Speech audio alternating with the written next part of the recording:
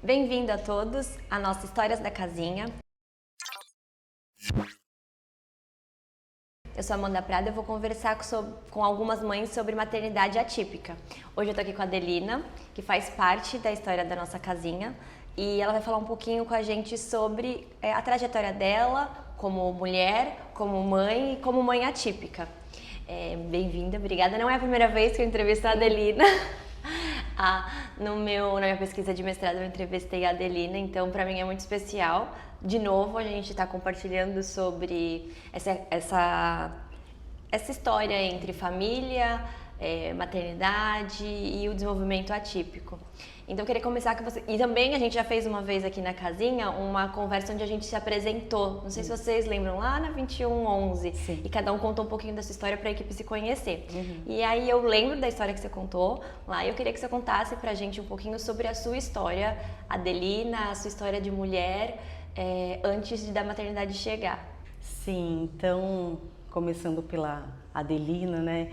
A minha família costumava dizer que eu já nasci adulta, né? Porque eu já tinha, assim, uma decisão muito firme do que eu queria, né? E eu queria trilhar um caminho que fosse diferente do que a gente vivia, né? E eu sabia que em algum momento eu ia ter que fazer isso, porque minha mãe tinha muitos filhos, né? Ela tinha muito medo. E aí eu falei, não, vou ter que fazer isso por mim em algum momento, né? E aí eu tinha ou uma decisão ou uma acomodação, e a gente vai seguindo dessa forma. E aí eu falei para minha mãe, quando eu crescer, trabalhar, arrumar um emprego e eu for embora de casa, você vai querer ir comigo? E assim começou a nossa vida, né? E aí você traz também, com esse seu, com essa sua vontade de trazer mudança para sua família, você realmente começa a ir atrás e batalhar, ir atrás do seu sonho, não foi? Sim, isso. E aí, né, de fato, eu fiquei adulta, né? Cresci um pouco, eu já nasci adulta, mas eu cresci. E aí eu comecei a trabalhar, né? Foi ali, trabalhei 2 períodos e trabalhava aqui, juntava ali. Aí eu falei, bom, mãe, agora a gente tem uma quantidade, vamos? Aí ela achou que eu tava brincando, falou, ai meu Deus, vamos. E vocês foram para onde? Aí eu, minha mãe e meus 2 irmãos mais novos, a gente foi para uma casa muito humilde, que o dinheiro deu para dar uma entrada, né? E assinei, sei lá quantas mil promissórias, que na época era nota promissória, né? Eu sou um pouco antiguinha, tá, gente? E aí um monte de nota promissória, e aí fomos, né? E aí começou uma situação que eu fui descobrir quem eram as pessoas de verdade, porque até então eu fugia da figura pai por causa de questões. E aí eu fui conhecer minha mãe de verdade e meus irmãos. E aí eu descobri que a minha irmã, ela estava com um problema muito sério, a gente não sabia o que era, e descobrimos o transtorno da esquizofrenia. Com a sua irmã. A minha irmã. E como que foi para você, mas também para sua mãe, uma outra época, né, uma outra formação, um outro conhecimento, outras oportunidades, e eu sei que às vezes para essas pessoas é um pouco mais difícil quando essa maternidade atípica chega. Sim, porque minha mãe não tinha informação, não tinha recurso. Minha irmã foi internada por muitas vezes, o tratamento dela foi muito difícil, até mesmo porque ninguém sabia o que fazer nem como ajudar. Então meu papel era trabalhar, prover e minha mãe cuidar. Só que aí foi se passando os anos, né? E o meu desejo de ainda ter o meu lugar no mundo ainda não tinha sido realizado. E eu consegui, né, dentro da justiça, que minha irmã tivesse uma aposentadoria. Passando os anos, a minha mãe também se aposentou. E aí eu pude deixar ela num lugar mais confortável, né? E aí ficaram elas numa outra casa e eu voltei a buscar o meu sonho, que é morar sozinha. E aí continuei trabalhando e aí... Trabalhando muito. E aí eu fui dar entrada num apartamento onde eu já morava sozinha. E você trabalhou com o quê? Eu lembro que você trabalhou em várias coisas. Sim, trabalhei em muitas coisas. Eu fui, na maior parte do tempo, era vendedora, né? Então eu trabalhava em turnos e ganhava por comissão, porque eu sempre fui muito obstinada. Então tem que vender, vou vender. Tem que bater meta, vou bater meta. E aí eu sempre ganhava muitos prêmios, né? Eu tinha premiações e trabalhava em vários turnos e foi dessa forma. E você foi conquistando o seu sonho de ter o seu espaço, o seu lugar no mundo. Sempre sabendo que eu teria que conquistá-lo. Que ninguém ia dar ele pra Exatamente, você. exato. Que ele não ia chegar de bandeja, que você ia ter que ir atrás dele. Não ia ter uma herança, em algum momento não ia ter uma herança. Não, esse não ia ser a sua realidade, Não. seria ir atrás mesmo dos seus sonhos. E eu lembro também, né, quando você contou a sua história e compartilhou com a gente, que você também escolheu ser mãe. Sim. E ela não foi tão cedo, né, tão precoce, foi algo que você queria. Sim, eu queria muito, muito, muito, né, ser mãe. E a família era algo assim que eu não tinha ideia do que era ter uma família de verdade. Minha família foi muito conturbada. E eu tinha esse sonho de experimentar isso, de experimentar uma família, né? E eu tinha relacionamentos, mas por causa do meu histórico, né? Eu tinha dificuldade de manter esses relacionamentos de forma saudável. Porque eu sempre trabalhava, corria, provia. E aí eu precisava sim ter uma família, queria ter uma filha. E essa outra pessoa que ia poder dividir o sonho comigo não estava encaixando, né? E foram passando os anos, morei sozinha muitos anos, trabalhei. E um desses empregos que eu era vendedora, eu vim transferida aqui para a Baixada por um emprego, né, para poder cumprir uma meta de um projeto que a empresa tinha. E aqui na Baixada eu conheci uma pessoa que eu acho que sim, achei que se encaixava nesse, né, nesse perfil. E aí foi onde eu compartilhei a ideia de que eu queria ter uma filha, eu estava preparada e sim, eu ia ter uma filha. E aí? E aí? Engravidou? Aí fiquei gestante da Sophie. E como que foi sua gestação? A gestação foi ótima, foi tranquila, porque se eu sentisse dor, eu ia ficar feliz. Ah, eu tô sentindo dor, estou gestante. Ah, minha filha tá aqui. Então, assim, a gravidez foi tranquila, né?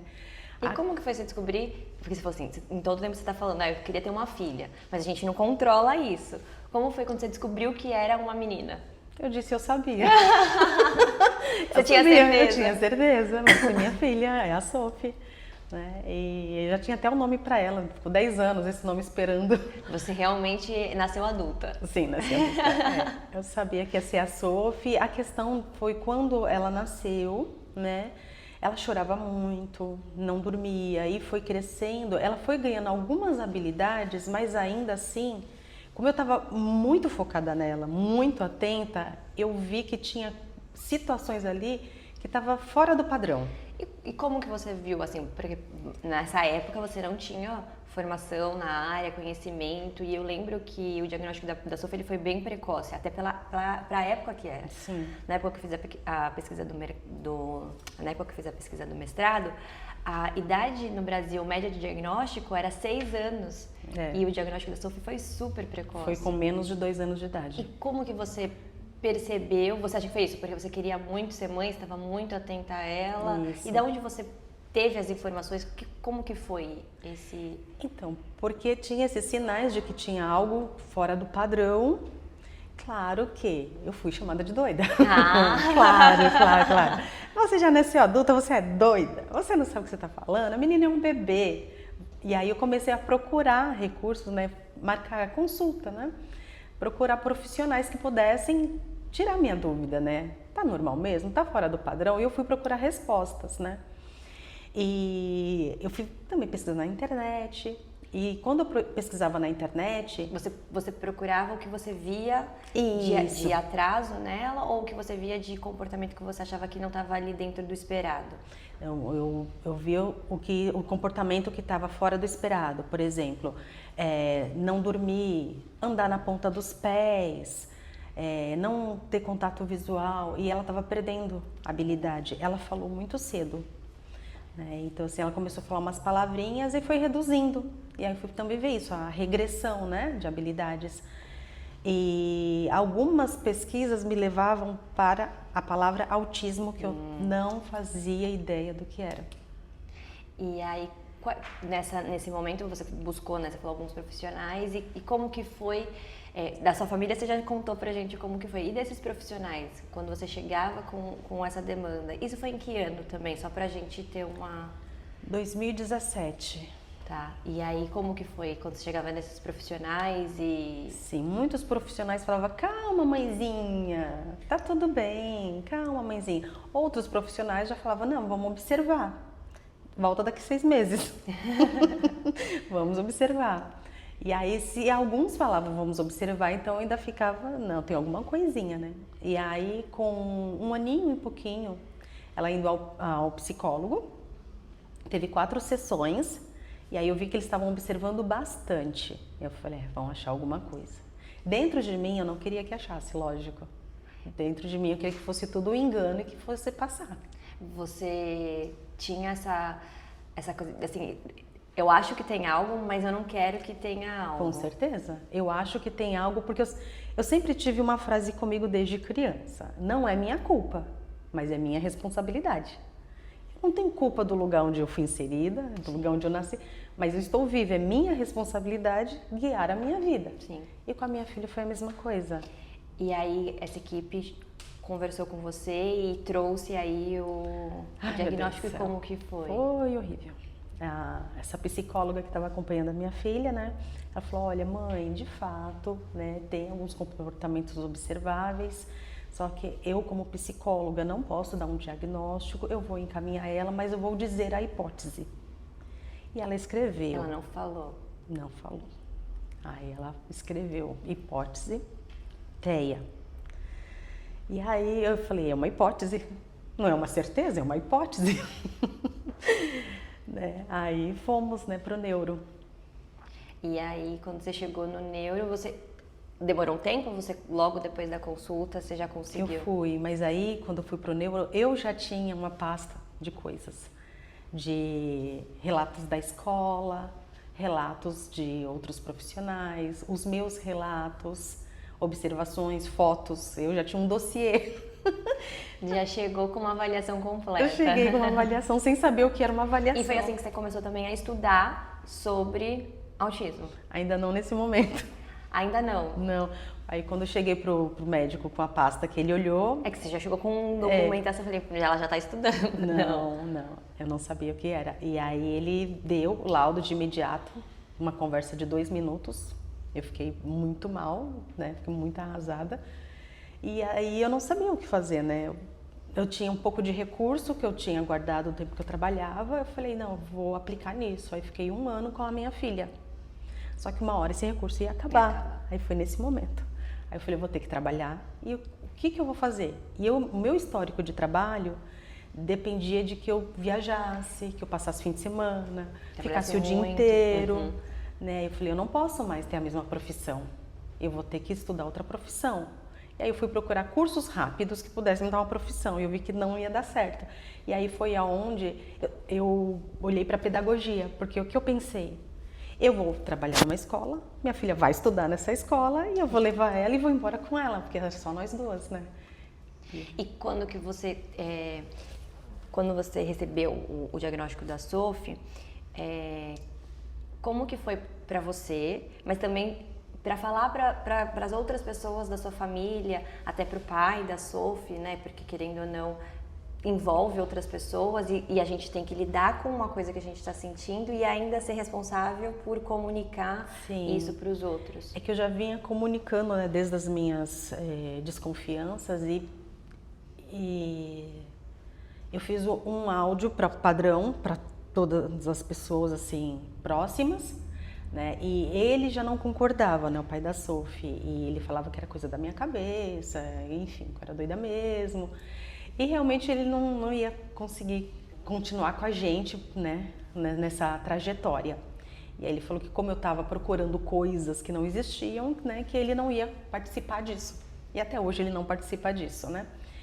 E algumas pessoas me apoiaram, pessoas da minha família, por já ter a minha irmã, saber que existem essas situações. A minha família me apoiou de longe, né. E alguns amigos também apoiaram, mas eu fiz o comunicado via áudio e um podcast. Explicando um podcast explicando um pouco e dizendo que era isso. Algumas pessoas, algumas amigas falaram, não aceita, busca uma segunda opinião, uma terceira, mas não aceite. Eu pensei, mas se eu não aceitar, vai mudar o quê? E aí, então assim, você recebe um diagnóstico, você fica sozinha lidando com isso e mesmo assim você decide. Qual foi sua decisão? Quando eu poderia perguntar, por que comigo? Por que Deus? Mas eu decidi perguntar de outro jeito. Como? Né? E não por que aconteceu, e sim o que eu vou fazer com isso, né? Então, já estava ali, não tinha para onde correr, não tem como voltar atrás, né? É uma situação que você tá ali, ou você anda para frente, ou você para ali e fica ali e não acontece nada. E como que você faz desde os 10 anos, Desde você andou pra frente. E aí você foi atrás de intervenção. E como que foi esse processo de... Você também estava estudando, então você não foi só atrás de, como você falou, né? Como? Então, o que eu vou fazer com isso com a minha filha? Mas você também teve uma trajetória sua, profissional, pessoal, também nesse universo. Sim, e nesse momento o pessoal ele acaba meio que ficando em último plano, né? Porque não tem como, você tem que colocar uma meta por vez. E naquele momento a meta era sobrevivência, né? E aí então o tratamento que eu fui procurar foi no SUS, que é o que a gente tinha na ocasião, onde a gente conhecia a equipe Cipteia, que me orientou muito bem, e aí eu continuei meus estudos. E aí você começou a estudar pedagogia? Isso, eu fiz pedagogia, na ocasião eram 3 anos, hoje já são 4 que eu for fazer. Aí eu fiz 3 anos, nesses 3 anos de pedagogia eu fiz outros cursos voltados para a UTEA, né? Fiz cursos de avaliação, cursos do próprio UTEA mesmo, de aplicador, né? E nesses 3 anos foi a trajetória de intervenção da SOFI e aí voltar a olhar para a Adelina profissional. E como que você conseguiu dividir isso? Porque nós duas estávamos inseridas no mesmo contexto, senão não ia dar certo. Se eu não tivesse entrado no mundo dela, não ia dar certo, porque mãe, o que pensa? Tirar do problema. Mas ao invés de tirar a Sophie do problema, eu entrei no problema dela, porque ela não estava quebrada, de que eu precisasse consertar. Eu não ia consertar a Sophie. É a Sophie, ela ia ser autista para sempre, né? Você precisava entender. Eu precisava entender e estar inserida. E aí você mergulhou de cabeça. E aí você começou a estudar e também, como você disse, sozinha, então levar nas terapias, levar em intervenções, escola, era tudo você. E como que você se sentia? A gente tem bastante pesquisa e estudo falando sobre os fatores estressores das mães atípicas. Eu queria que você falasse um pouquinho pra gente disso. É bem cansativo mesmo. Teve o princípio de tudo isso foi na pandemia, então já não conseguia trabalhar, né? Estava na pandemia, então o começo eu pude me dedicar 100% a ela. Aí depois fui trabalhar meio período, né? Então meio período a Sophie ficava na creche e meio período na terapia. Eu levava ela para a creche e ia trabalhar, tirava ela da creche e levava ela para a terapia, né? Então fui conciliando assim. E já chegava em casa, tinha que cuidar dela, né? De vocês, então você acha, a gente sempre fala, né? Que a maternidade é leve, mas também é pesada. Então a gente tem o maior amor do mundo, mas ele é muito custoso, né? Não, é leve para quem tem rede de apoio. Não, então, a maternidade não é leve. Sobre a sua rede de apoio que você não tinha. Quem que era a sua rede de apoio? Rede de apoio era a escola, né? A creche é uma rede de apoio assim fundamental para a família que não tem condição, né, de pagar um profissional, né, uma babá, uma enfermeira, enfim, pagar um cuidador, né? Então a rede de apoio é a creche, escola. Para a mãe que tem que trabalhar também. Para a mãe que tem que trabalhar, isso. A clínica, né, é uma rede de apoio, porque uma hora que a criança está em sessão, a mãe pode tomar um café. A mãe pode lembrar que tem fome, né? Que sente fome, que sente cansaço. Pode fazer uma unha, pode fazer uma escova no cabelo. E você fala isso, eu lembro muito enquanto profissional, da sua preocupação com as famílias atípicas, específicas com as mães atípicas. Sim. E eu queria que você falasse um pouquinho sobre isso, sobre esse seu sonho. Sim. Nossa, agora chegou a parte que eu me segurei até agora. Até agora eu me segurei, agora eu já não consigo mais. Então, por eu ter, né, tido toda essa trajetória, e eu sei que eu nasci adulta, nem toda mulher nasceu adulta, né?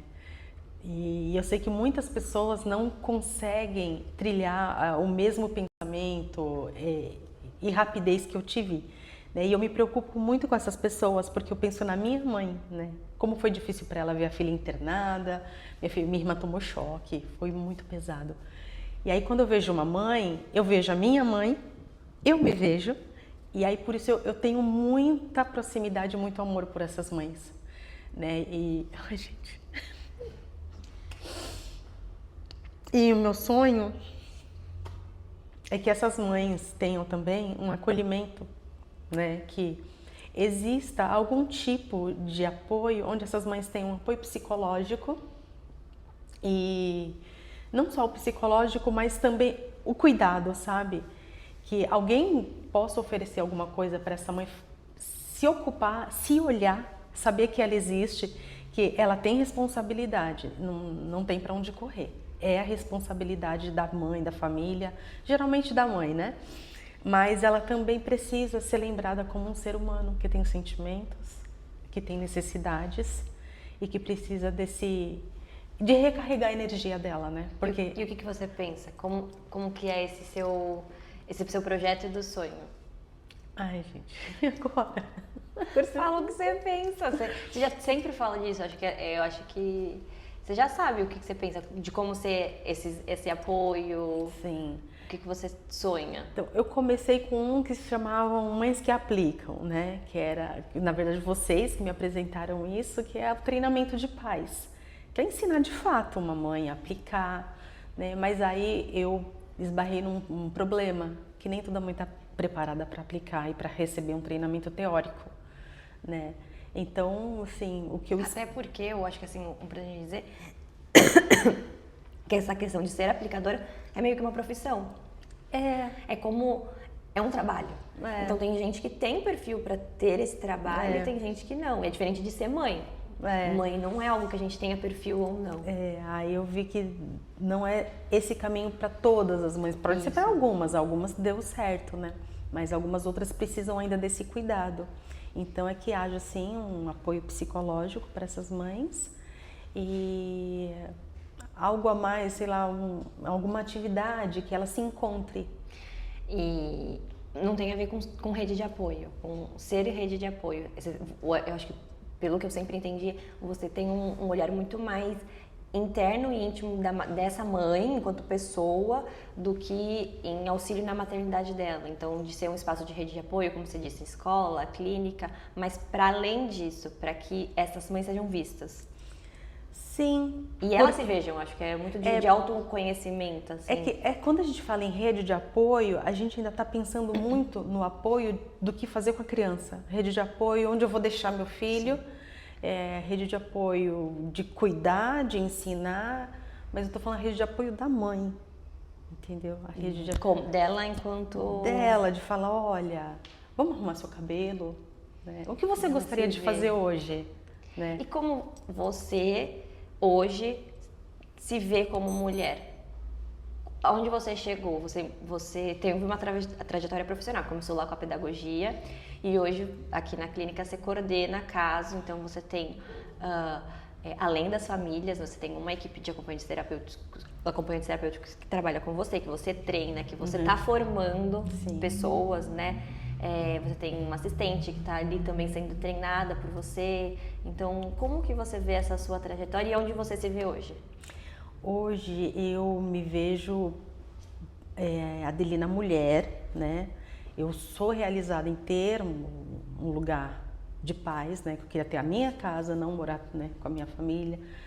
Uma profissão, eu não imaginava que seria coordenadora de uma equipe clínica, mas me sinto muito realizada. Assim, a questão financeira pesa muito, né? Então, eu consigo me olhar no espelho, sorrir e falar, cara, você mandou bem, hein? Tenho um relacionamento hoje mais estável, né? Uma pessoa que consegue olhar pra mim e falar, você é doida, mas eu amo você do jeito que você é. Você é maluca, mandona, mas pode mandar, vai, tudo bem, tá tranquilo, né?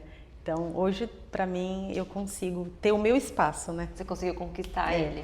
Mas com um adendo, né? Vou no cabeleireiro, a Sophie vai junto. Vou viajar, a Sophie vai junto. Isso pra mim não é mais um problema, porque ela cresceu. É isso que eu queria falar. Como que foi? Agora, hoje a sua maternidade é outra. É outra. Hoje, tô até com outro visual, né? Tô aqui outro visual. Eu vou ao cabeleireiro, eu consigo fazer um pacote para mim e para ela. Eu faço a unha, ela faz também. Vou ao shopping, ela fica brincando em algum lugar e eu vou numa loja, vou tomar um café. Então, nós duas temos... como que fala? Uma parceria? Um roteiro, isso. Uma programação, um roteiro, onde nós vamos juntas, mas cada um faz o que é pertinente para a sua diversão. Gosta? E você também...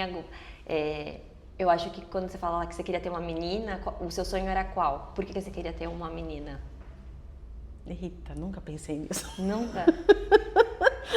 Não sei, talvez eu queria ver uma menina vivendo aquilo que eu gostaria de ter vivido a minha infância, né? Eu queria talvez me realizar nela, não sei. E o que você vê hoje na Sophie? Porque assim, quando a gente idealiza ser mãe, tem uma menina, você não tem a personalidade dela, o jeito dela.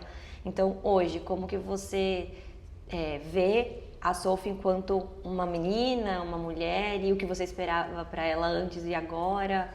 Esse que é o problema da questão do crescer atípico, né? Porque não tem como saber, né? Não tem como esperar, né? Eu quero que a Sophie seja uma atleta, não sei. Eu quero que a Sophie, sei lá, namore, não sei se ela vai querer namorar, né? E ela não é verbal. O fato dela não verbalizar o que ela sente, o que ela gosta, isso também dificulta muito, né? Então eu só deixo a Sophie livre para ser quem ela é. E quando eu percebo que ela quer alguma coisa, eu ensino ela a comunicar e eu vou dando suporte para ela ser quem ela é e do jeito que for.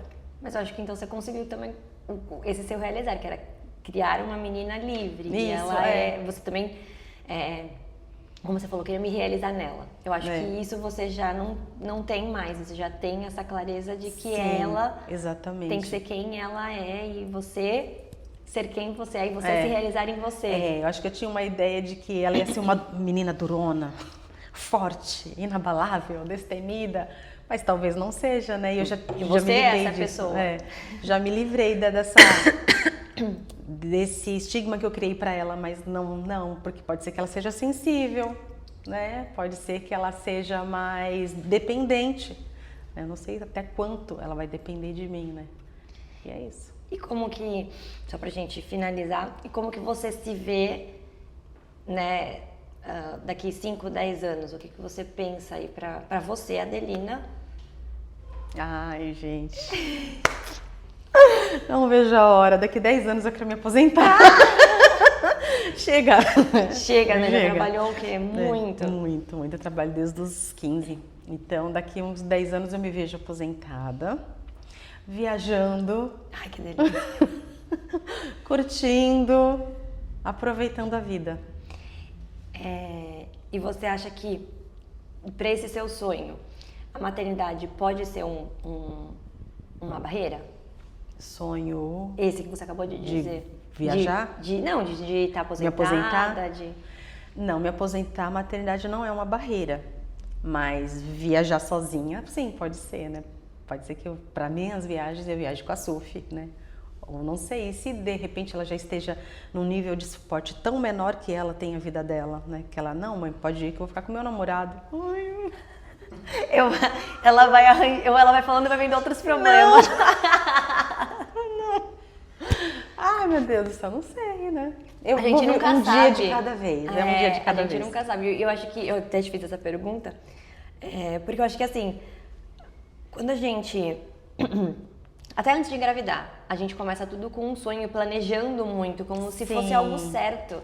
Como se a gente soubesse não, como se a gente pudesse escolher o que vai acontecer. Sim. E eu acho que, pelo menos pra mim, a coisa que eu mais aprendi na maternidade é que a gente não tem controle nenhum sobre nada. Exatamente. Nada. A única coisa que a gente tem controle, que eu acho que eu gostei muito do que você falou, é o que eu vou fazer, o como. O que eu vou fazer em relação a isso. Exatamente. Agora, o que vai ser isso, Ou o porquê disso, a gente não tem controle Não, essa nenhum. palavra porquê tem que ser tirado do dicionário da mãe atípica, porque nunca vai existir um porquê. Sempre a pessoa tem que pensar no como. Como eu vou fazer? Eu acho que é isso, por isso que eu te fiz essa pergunta, porque a gente não tem controle É. sobre nada. Quando acontecer, a gente vai resolver É. de alguma forma, É. porque a gente tá focada no como. Isso. Então, acho que é isso. Obrigada, Adelina. Eu fiquei muito feliz e eu já sabia um pouco da sua história, por isso que eu fui perguntando, mas acho que assim, as pessoas saberem, compartilhar, eu acho que é muito importante, porque como você falou, às vezes tem uma mãe que vai ver esse conteúdo, vai ver essa entrevista e ela tá ou em alguma fase do que você já passou. Ou tá lá no início sendo chamada de louca, Sim. ou ela tá descobrindo o diagnóstico e passando por todo o processo de luto, ou ela tá se desenvolvendo, né, nesse momento profissional de eu preciso fazer alguma coisa, o que eu vou fazer, mas tranquila em relação à maternidade, ou ela tá precisando escutar essa pergunta que você falou, que o que ela tem que fazer é o como, ela tem que se preocupar no como que ela vai lidar com determinada situação. Então acho que vai ser muito importante para outras mulheres. Se eu tivesse que dar um recadinho ou um conselho para alguma mãe, né, pensar muito nessa frase. Sabemos que não é sua culpa, mas entenda que é sua responsabilidade. E o seu filho não vai ter como fazer sozinho, né? Faça por ele tudo o que você puder. E quando estiver pronto, faça por você também. É isso mesmo. Obrigada. Nada.